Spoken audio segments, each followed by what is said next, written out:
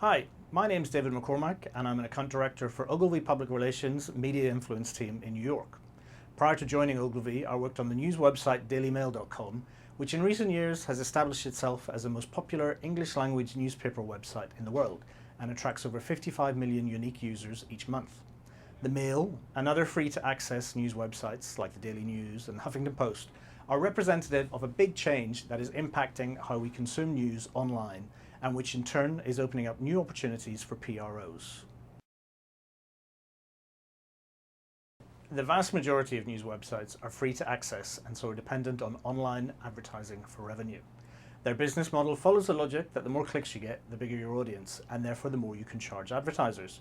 This has created an environment where these websites have become content monsters that require around-the-clock attention from a team of journalists, photo editors, and video staff, ensuring that the websites are fed a constant diet of fresh stories. When a website is constantly updating, users get into the habit of revisiting it at more and more regular intervals, and so the audience figures keep going up. These copy monster websites and this cycle of constantly updating is creating more and more opportunities for placing stories. Once upon a time, newspapers and magazines would demand exclusivity to get one over on their rivals.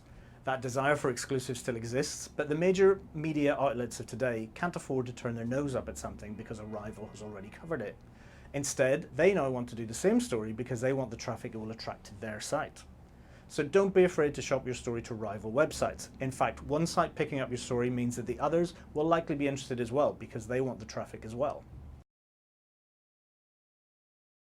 What constitutes a news story today is radically different from even 5 years ago. This desire for more and more content has dovetailed with the growth of social content so that a viral video recorded on someone's cell phone can become a global sensation within 24 hours. It has also led to a massive growth in the amount of soft news. This category can also be called human interest, and the types of stories can be as broad and general as the name suggests. Almost anything can be pitched as a human interest story, provided you can create a compelling narrative around the basic concept and highlight the human element so that readers can identify with it. Take tiny homes, for example. On one level, this is a niche product being sold to a relatively small audience of consumers, but the media has fallen in love with the tiny house phenomenon, as have the general public, because it's been sold as part of a larger, more human interest story about people escaping the conformity of working 9 to 5 and living a more alternative and simpler lifestyle. And even if people don't want to do it themselves, they're interested in reading about other people doing it, and just as importantly, seeing photos of the people who are doing it. Pictures and graphics have become vitally important to these news websites, often more important than actually interviewing someone.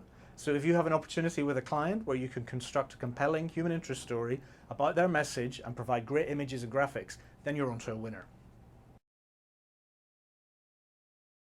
No way. More and more websites are flocking to adopt this successful model and bulk up the amount of content that they can provide for their users. What this means is that more and more websites are converging on this middle market. People.com and Inside Edition are just a couple of examples of sites currently looking to grow through adding more human interest content. These and plenty of other websites like them need more content, and you are the right person to help them out.